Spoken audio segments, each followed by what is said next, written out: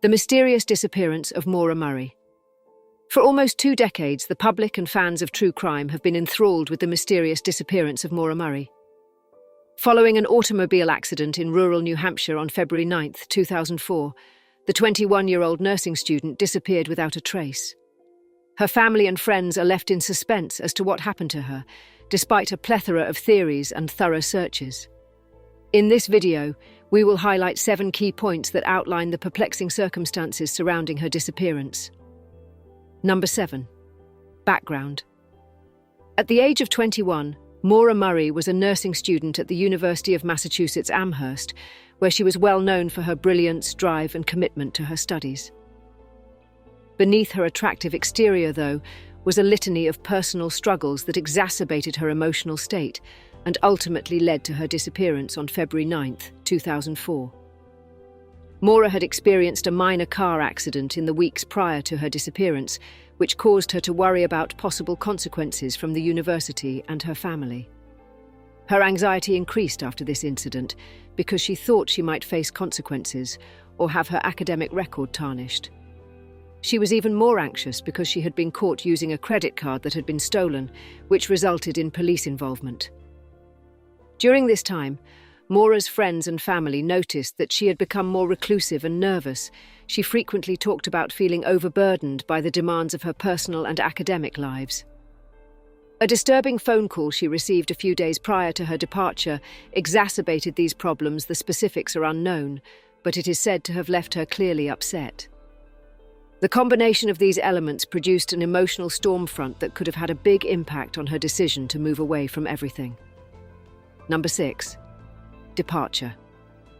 Maura's actions on the day she disappeared suggested that her escape was planned rather than the result of an impulse buy. She packed a duffel bag with clothes and personal belongings after attending classes that morning, indicating that she planned to be gone for more than a day or two.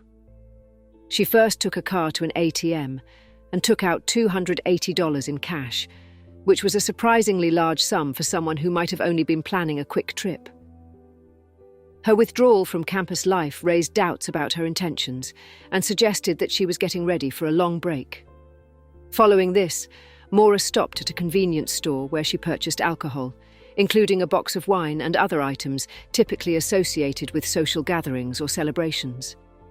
Friends and family felt that this behavior was not consistent with someone who was actually experiencing a crisis. They later expressed concern about what could have caused such drastic measures. Once these errands were finished, Maura headed north toward New Hampshire, a distant and foreign place to her. Although she had traveled to the White Mountains region with her family in the past, she didn't have any compelling reasons or connections to travel there by herself at this time. All of these things together suggested that the person was trying to get away from their life rather than just go home. Number 5. Car crash. When Maura's black Saturn sedan crashed into a snowbank on Route 112 in Haverhill, New Hampshire, at approximately 7:30 p.m. on February 9, 2004, her journey took an unexpected turn. The crash occurred during inclement weather.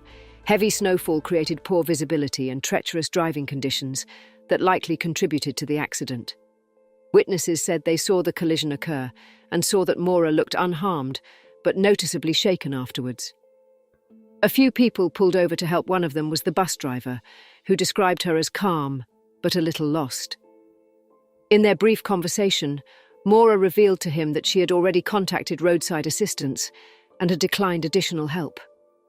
This decision, which was made the last time Maura had been officially cited, has baffled both investigators and her loved ones. 10 minutes or so later, the police arrived and discovered Maura's car was empty and she was nowhere to be found.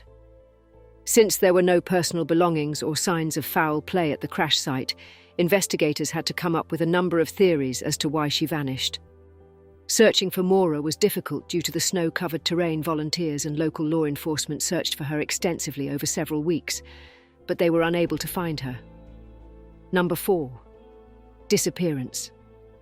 Search operations began almost immediately after law enforcement arrived at the scene of the crash, adding to the mystery surrounding Maura's disappearance. In order to find any indication of her whereabouts, The local authorities dispatched K-9 units and community volunteers to conduct extensive searches of the nearby roads and woods. No tangible evidence of Maura's whereabouts could be found. Even after weeks of intensive searching through snow-covered terrain and dense forests, no clothing, personal belongings or remains were ever found near the crash site. The absence of conclusive evidence led to conjecture regarding what might have happened next. Some theorists suggested that she might have wandered into the woods and perished from the severe winter weather, while others speculated that, considering the circumstances surrounding her disappearance, foul play might have been involved. The weather at the time was extremely difficult. The combination of below-freezing temperatures and snow-covered terrain made it easy for someone to get lost or become incapacitated without anyone noticing. The mystery surrounding what transpired after Maura left the crash scene grew even more obscure in the absence of any leads or clues. Number 3. Theories. Regarding what happened to Maura Murray that fateful night, many theories have surfaced over time, each offering a unique perspective based on the evidence that is currently available or is not. According to a widely held theory, Maura may have purposefully vanished in order to escape her life in Massachusetts and begin anew in another place, possibly as a result of extreme stress from her personal problems and academic obligations. Evidence that she had been experiencing emotional difficulties before leaving campus lends credence to this theory. Her actions leading up to her departure appeared planned rather than spontaneous. On the other hand, some conjecture that malevolent intent might be at play. They propose that a passerby during or following the collision might have exploited her state of vulnerability, or that a friend who knows the area might have been involved in her disappearance. Furthermore, some theorists suggest that she may have died from exposure or had an accident in the wilderness surrounding Haverhill after leaving the crash site on foot, possibly lost or confused, and no one would have known until it was too late. Number 2. Family advocacy. Since Maura vanished, her family has been actively involved in raising awareness of missing persons and mental health awareness, as well as issues specific to their daughter's case. They have taken part in a number of projects designed to preserve Maura's narrative and inspire anyone with knowledge regarding her case to come forward. Maura's sister, Julie Murray, has become a well-known voice in favour of a thorough investigation into her disappearance. Julie has used social media and podcasts to share personal accounts from their family and to draw attention to cases that are similar to Maura's around the nation. In addition, the family organises yearly vigils close to the location of Maura's last sighting, which serve to both commemorate her life and encourage community support for their continued search for answers. Their advocacy work highlights both their personal struggle and broader societal issues regarding mental health awareness and community involvement when someone goes missing. Number 1. Cultural impact. In the nearly 2 decades since Maura Murray vanished, the case has grown beyond its initial tragedy to become a major component of American true crime culture. Many films like The Disappearance of Maura Murray and audio programs like Missing Maura Murray have examined every aspect of her life, while provoking conversations about cases involving missing persons more widely on a variety of media, such as TV series devoted solely to unsolved mysteries or true crime stories, showcasing actual cases similar to hers. In an attempt to unearth fresh details or new insights into what transpired on that fateful night almost 20 years ago, investigative journalists are still following up on leads and speaking with significant individuals involved in both law enforcement operations and Maura's life before February 2004. The mystery surrounding what happened on that fateful night remains unsolved even after all these years. This ongoing public interest highlights the critical roles that community engagement can play in solving mysteries like these that call for concerted efforts over time to solve. It also reflects broader societal concerns about public safety and mental health awareness.